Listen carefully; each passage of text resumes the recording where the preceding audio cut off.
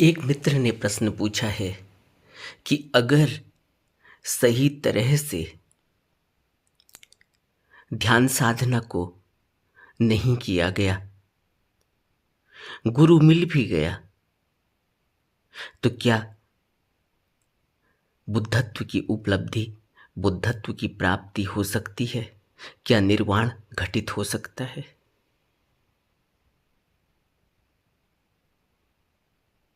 यह प्रश्न बहुत लोगों के मन में है कि अगर गुरु मिल जाएगा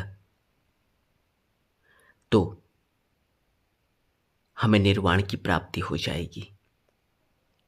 बहुत लोग यह प्रश्न करते हैं कि गुरु नहीं मिलता, गुरु की खोज कैसे करें। बहुत लोग यह प्रश्न करते हैं कि विपश्यना के कई शिविर हमने किए हैं, लेकिन अब तक विपश्यना हमसे हो नहीं पाई। बहुत लोग प्रश्न करते हैं कि ध्यान में मन नहीं लगता, काम वासना सताती है।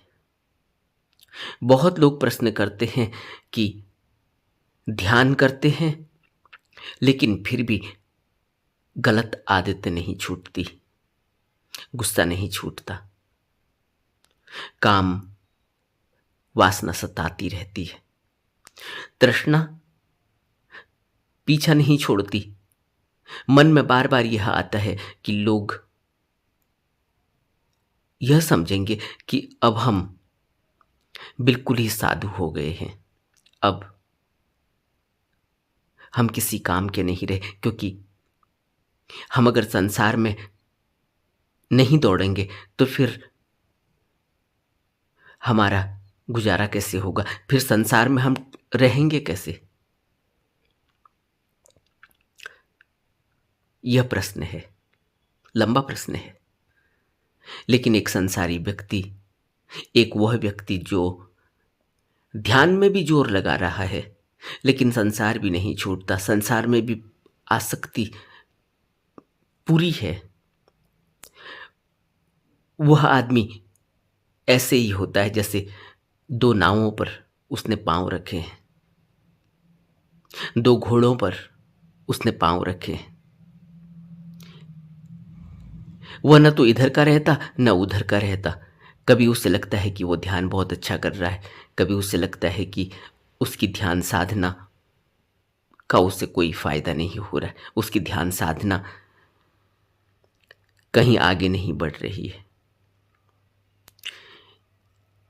लेकिन बुद्ध हमें इस संबंध में धम्मपद के सूत्र 311 में बताते हैं। जेतवन में आज्ञा न मानने वाले एक भिक्षु को उपदेश देते हैं बुद्ध।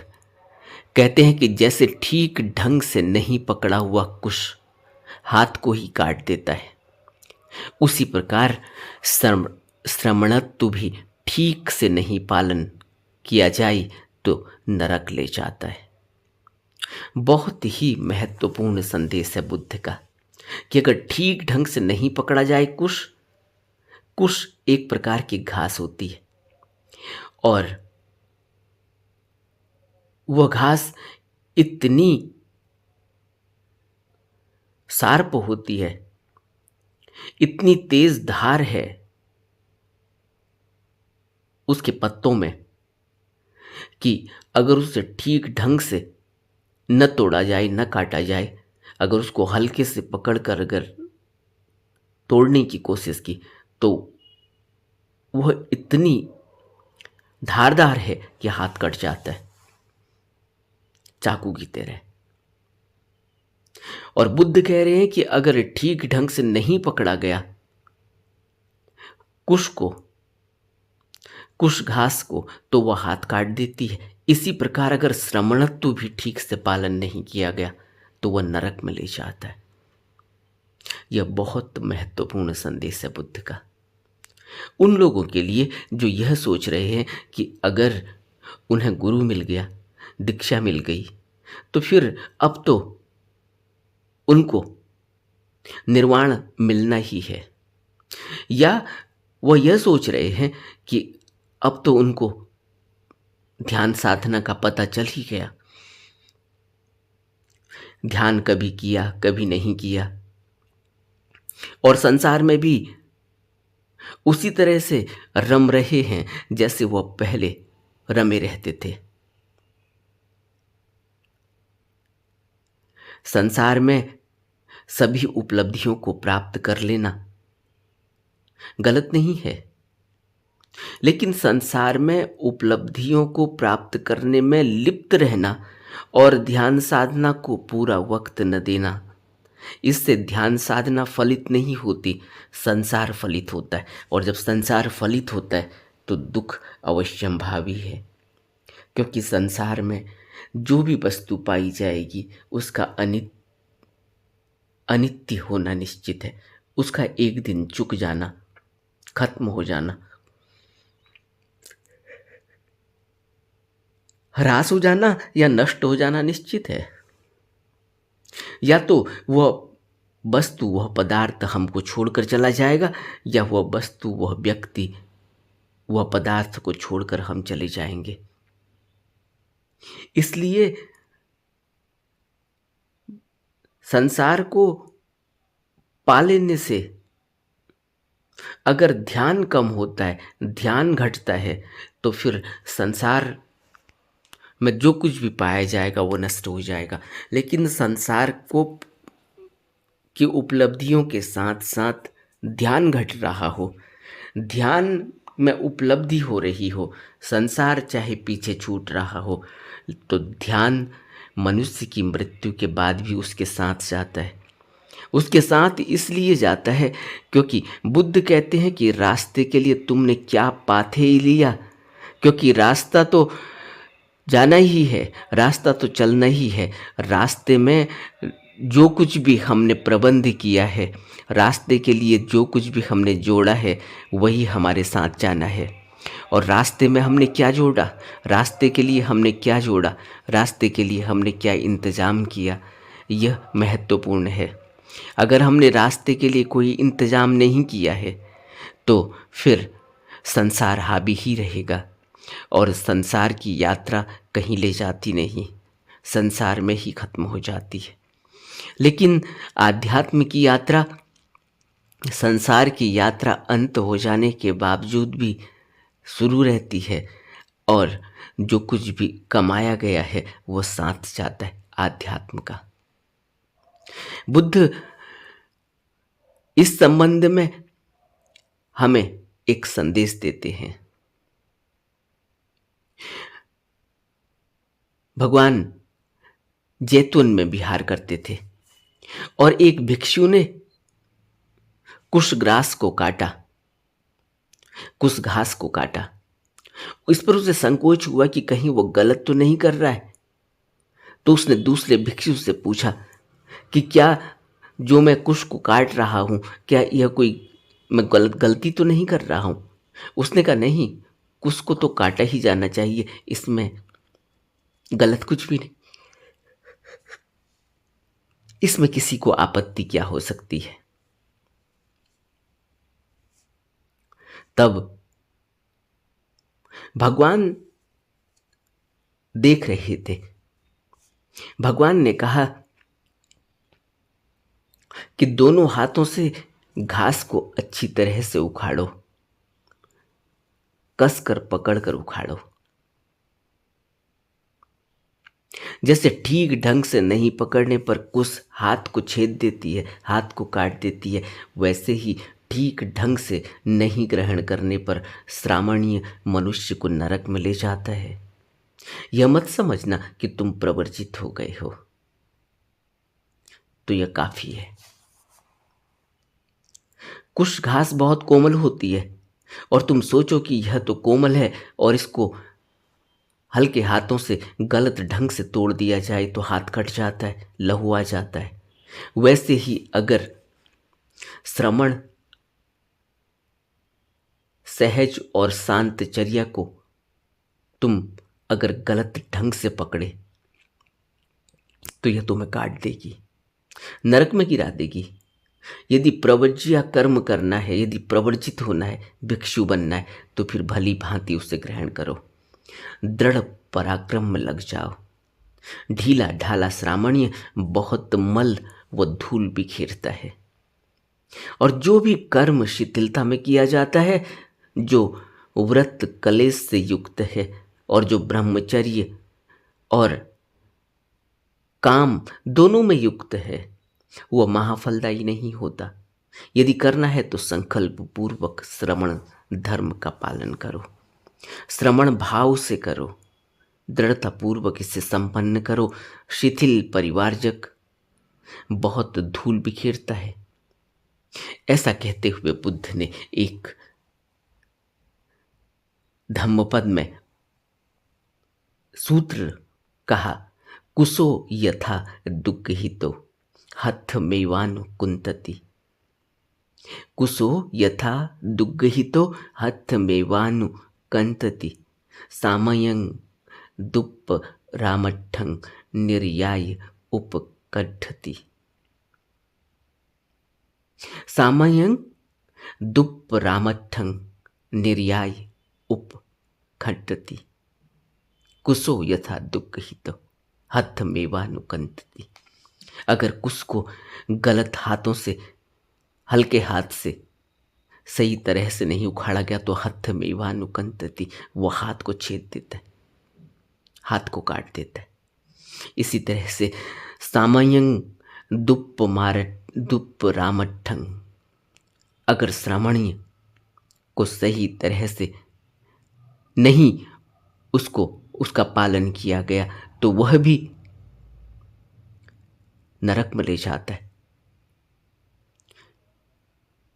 मनुष्य को बुद्ध के इन उपदेशों से अच्छी तरह से विचार करना चाहिए कि सिर्फ आध्यात्म के बारे में सोचना, ध्यान के बारे में सोचना, ध्यान पर पूरी तरह से नहीं उतरना, ध्यान में आधा अधूरा वक्त देना और ध्यान को फलदायी न करना, इससे मनुष्य की उन्नति नहीं होती, बल्कि वह नरक में गिर जाता है। क्योंकि नरक में ऐसे गिर जाता है, वह यह समझता है कि वह तो ध्यान कर ही रहा है, उसके जैसा दूसरा कौन। सब संसार में आशा तृष्णा में फंसे हुए हैं, काम वासना में लिप्त हैं, मैं तो ध्यान कर रहा हूं। लेकिन हकीकत यह है कि वो जो ध्यान कर रहा है आधा अधूरा कर रहा है। उसे लगता है कि बुद्ध ने, किसी गुरु ने उसको दीक्षा दे दी है, अब तो वह ध्यान में लगा ही हुआ है, बाकी गुरु जाने। बहुत से लोग यही समझते हैं कि गुरु हमें संभाल लेगा, लेकिन गुरु कब संभालेगा? अगर हम गुरु से दीक्षा ले लें और फिर शील के नियमों का पालन न करें, मांसाहार करें, शराब और अन्य नशों में अपने जीवन को ढालें, झूठ बोलें, मिथ्याचार करें, पर स्त्री पर नजर रखें, तो गुरु के द्वारा दिए गए उपदेश के बाद भी तो फिर वह व्यक्ति गुरु के हाथों तो दंड का भागी है ही, साथ ही साथ वह अपना नरक खुद ही निर्मित कर लेता है। क्योंकि वह ऐसी आदत में पड़ जाता है, ऐसे संस्कार इकट्ठे कर लेता है जो उसे अनंत जन्मों तक उसका पीछा करेंगे। इसलिए गुरु से प्रवर्जित हो जाना, गुरु से दीक्षा ले लेना, गुरु से युक्ति लेने के बाद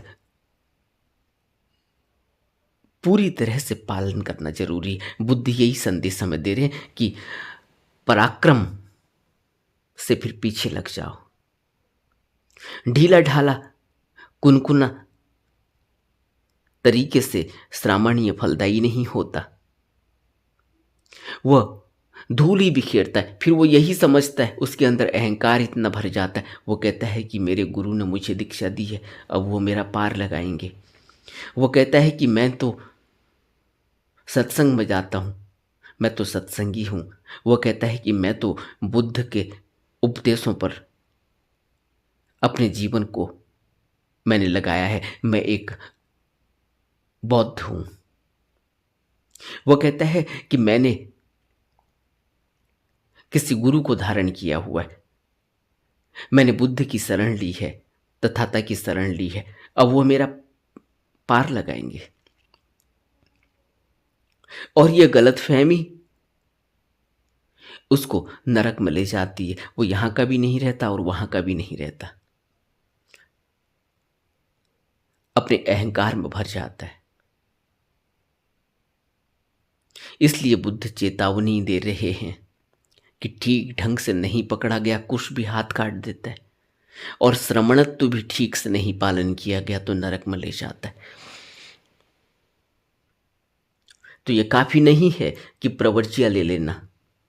बहुत से लोग प्रश्न करते हैं कि हम किसी गुरु की शरण में जाना चाहते हैं, हम बौद्ध बनना चाहते हैं, हम किसी आश्रम में जाना चाहते हैं, हम किसी संघ में शामिल होना चाहते हैं। इतना ही काफी नहीं है। हमारा संकल्प हमें मुक्ति पथ की ओर ले जाएगा। इसलिए बुद्ध कह रहे हैं कि संकल्प पूर्वक श्रमण धर्म का पालन करें। अगर हम दीक्षित हो गए हैं, अगर हमने दीक्षा ले ली है, अगर हमने प्रवज्ञा ले ली है, तो फिर उसका पालन करना होगा। फिर गुरु के बताए हुए उपदेशों पर, गुरु के बताए हुए नियमों पर चलना होगा। और जितनी जल्दी हम ये शुरुआत करेंगे, जितनी जल्दी हम इसमें दृढ़ हो जाएंगे, उतना ही हमारे लिए अच्छा है। और अगर हम यह सोचें कि अब तो गुरु के ऊपर है, उसने तो हमें पार लगाना ही है, तो ये गलतफहमी हमें नरक में ले जाएगी।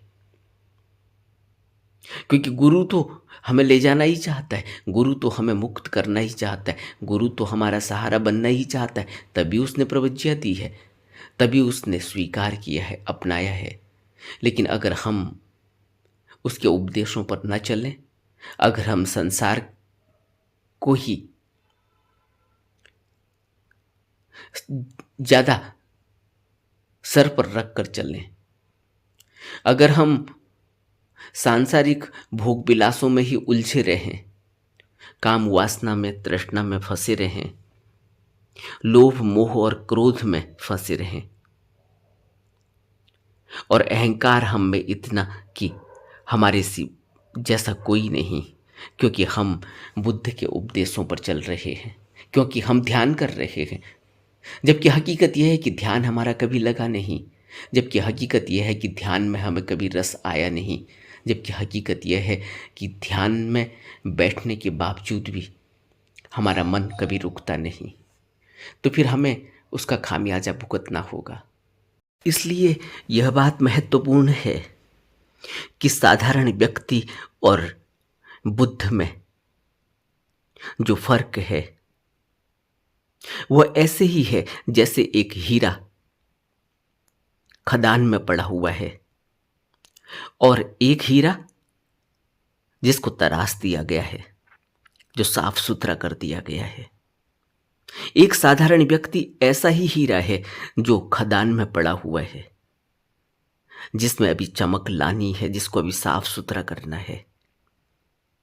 और बुद्ध, कोई तथाता, कोई तथागत, कोई सद्गुरु ऐसे हीरे होते हैं जो तराश दिए गए हैं, जिन पर चमक पैदा हो गई।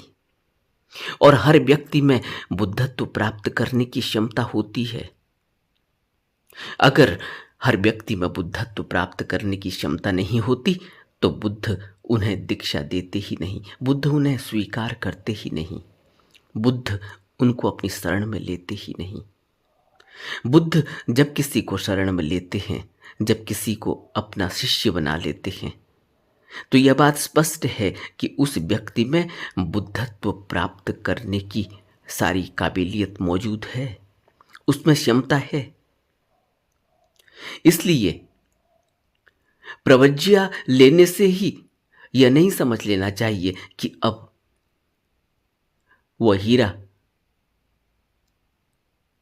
साफ सुथरा हो गया, उसमें चमक पैदा हो गई। अभी तो उसने अपनी इच्छा आगे रखी थी कि वह भी इस मार्ग पर आगे चलना चाहता है। अगर तथाता कृपा करें, अगर गुरु कृपा करें और दीक्षा दें, युक्ति बताएं, टेक्निक बताएं, तो वह भी इस मार्ग पर आगे चलना चाहता है। यह इच्छा ही उसे प्रवर्जित करती है। इस इच्छा के कारण वह प्रवर्जित होता है, उसको प्रवज्ञा दी जाती है। लेकिन इसका अर्थ यह नहीं कि वह अब तराश दिया गया है, उसमें चमक पैदा हो गई। चमक तो पैदा करने के लिए तो दृढ़ संकल्प से लगना होगा, संकल्प पूर्वक धर्म का पालन करना होगा, संकल्प पूर्वक उस मार्ग के लिए मेहनत करनी होगी, निरंतर प्रयास करना होगा, दृढ़ पराक्रम से लग जाना होगा। इसीलिए तो बुद्ध कह रहे हैं अगर भिक्षु बनना है, प्रवर्जित होना है, तो फिर भली भांति उसे ग्रहण करें, भली भांति निरंतर अभ्यास में लग जाएं, दृढ़ पराक्रम से लग जाएं। ढीला ढाला श्रावण ये बहुत ही मल व धूल बिखेरता है। यही मल व धूल है कि वो अहंकार से भर जाता है और फिर दूसरे को अपने जैसा सोचता नहीं, फिर वह दूसरे को निम्न और अपने को उच्च कहता है। उसके अंदर अहंकार आ जाता है, वो कहता है कि मैं तो किसी गुरु का शिष्य हूँ, यह तो ध्यान नहीं करते, मैं ध्यान करता हूँ। और यही अहंकार उसे नरक में डुबा देता है।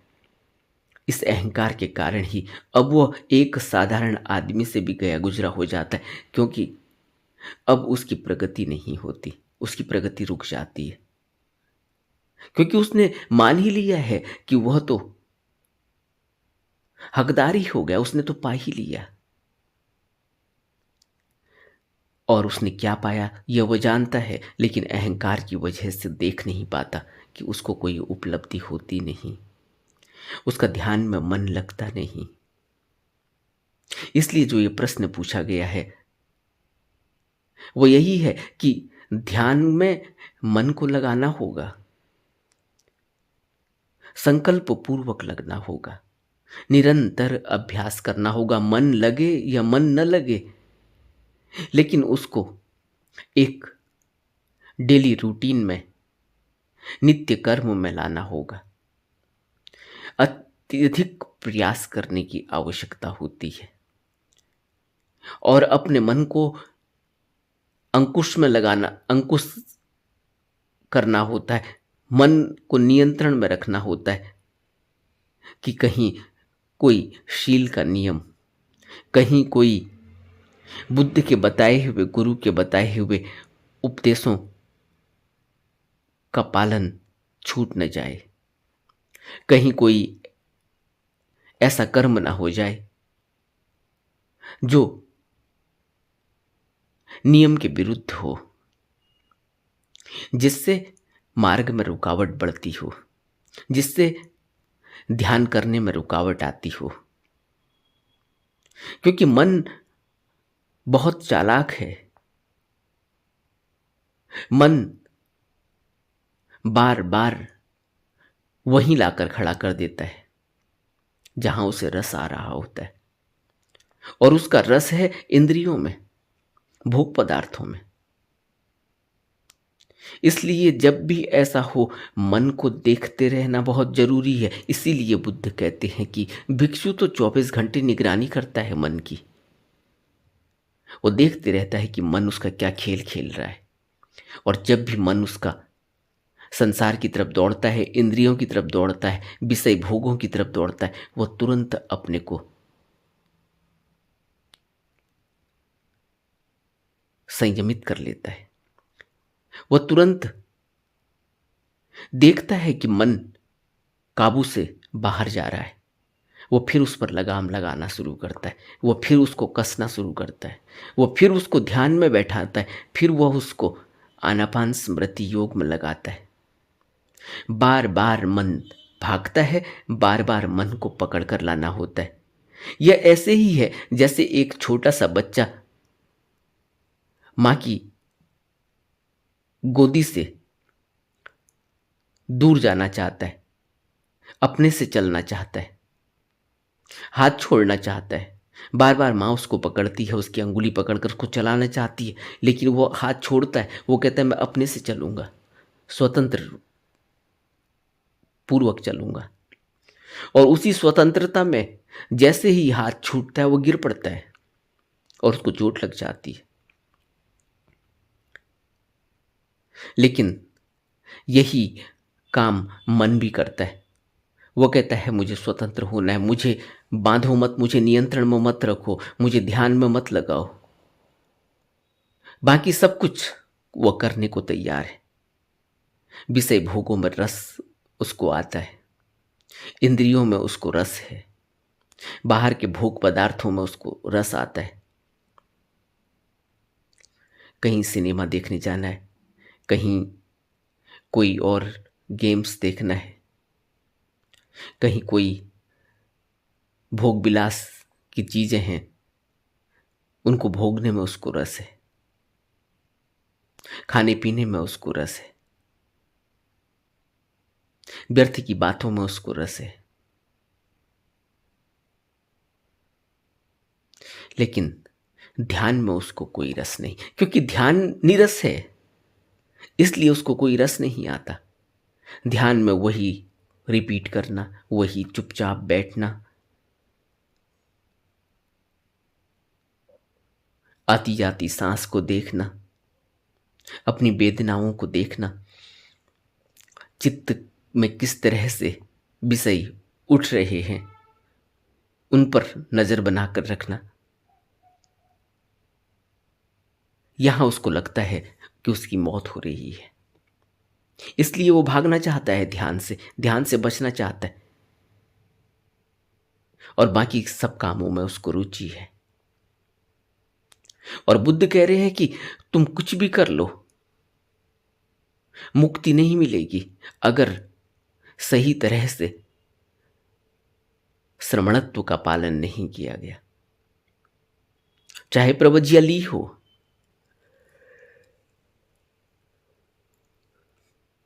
लेकिन ध्यान नहीं किया गया तो प्रवज्या का कोई मतलब नहीं, कोई अर्थ नहीं। इसलिए बुद्ध कह रहे हैं कि सिर्फ प्रवज्या लेना ही काफी नहीं है, मेहनत करनी होगी। सहज और शांति से, संयम से ध्यान की तरफ मन को लगाना होगा। धीरे धीरे मन ध्यान की तरफ लगता है, एकदम से नहीं लगता, धीरे धीरे धीरे धीरे। सहज पके मीठा होए, जो सहज तरीके से पकता है वही फल मीठा होता है। वो वक्त लेता है, इसलिए संतोष चाहिए, संयम चाहिए। और संतोष और संयम यह दोनों ही धीरे धीरे एक मनुष्य के अंदर पैदा होते हैं, क्योंकि मनुष्य का मन उतावला होता है, संयमित नहीं होता। उसको जो चीज अच्छी लगती है उसको तुरंत चाहिए, जिससे भी उसको लगता है उसका फायदा है वो उसको तुरंत पाना चाहता है। और तुरंत संसार की वस्तुएं मिल जाएं भला, तुरंत ध्यान नहीं मिलता। ध्यान तो सहज तरीके से ही फलित होता है, और सहजता के लिए निरंतर अभ्यास चाहिए, सहजता के लिए अनुशासन चाहिए, सहजता के लिए नियम चाहिए। अगर कोई व्यक्ति नियम का पालन नहीं करता तो वह व्यक्ति सहज नहीं हो सकता। उसके जीवन में कोई नियम ही नहीं। कभी वो 5 बजे उठेगा, कभी वो 8 बजे उठेगा, कभी वो 12 बजे उठेगा, कभी वो सोया ही रहेगा, करेगा ही नहीं ध्यान। सहज नहीं है, असहज तरीके से। और फिर उसकी शिकायत है कि वो इतने सालों से ध्यान कर रहा है, उसको कुछ भी घटित नहीं हुआ। वो रोज ध्यान करता है,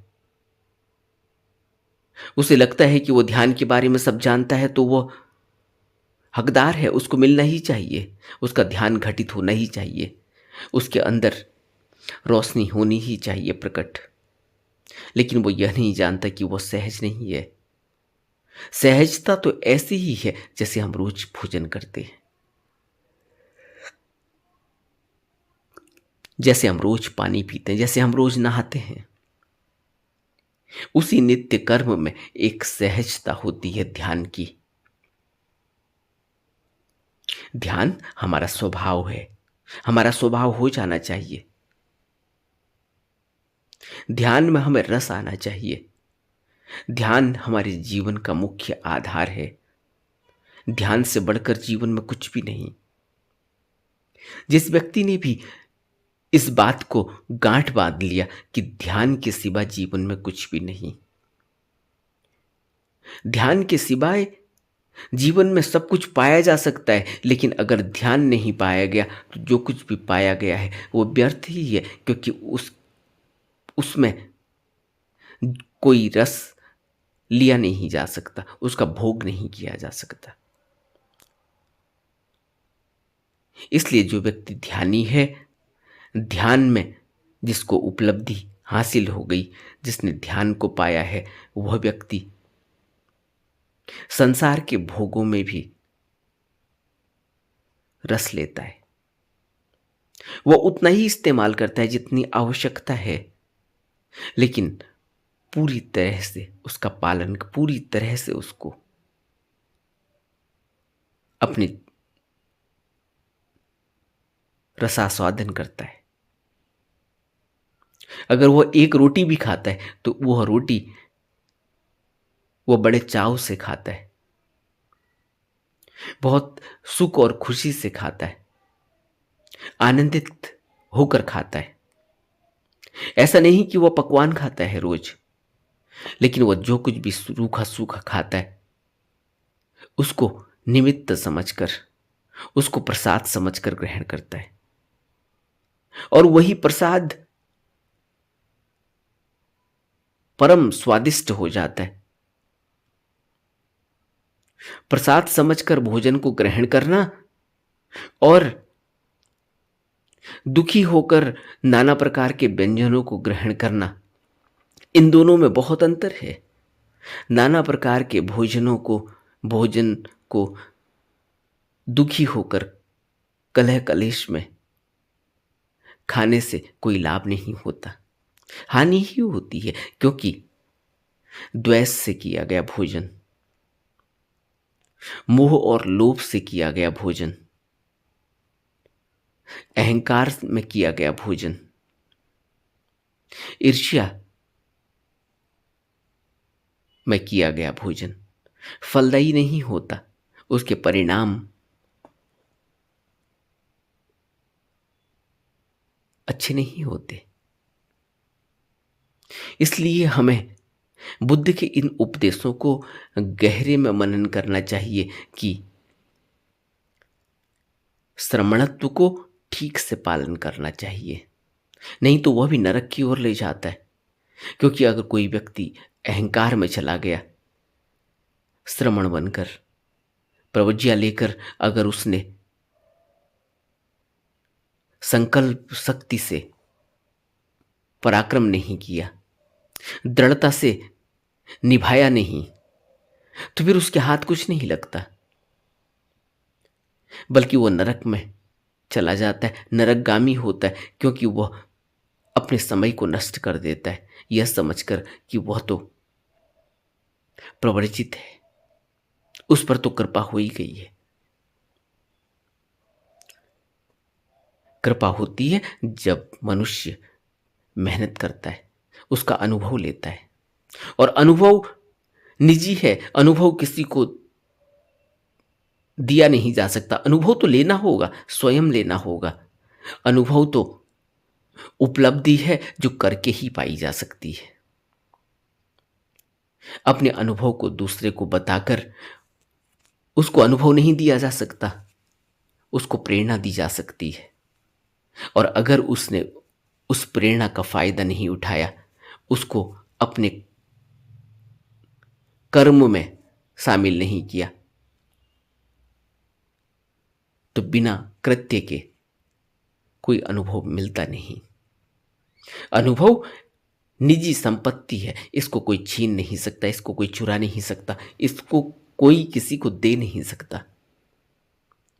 शब्दों से अभिव्यक्ति करके प्रेरणा दी जा सकती है, उसको उस मार्ग पर चलाने के लिए उकसाया जा सकता है, लेकिन दिया नहीं जा सकता। अनुभव कोई दे नहीं सकता, अनुभव कोई ले नहीं सकता। नमो बुद्धाय।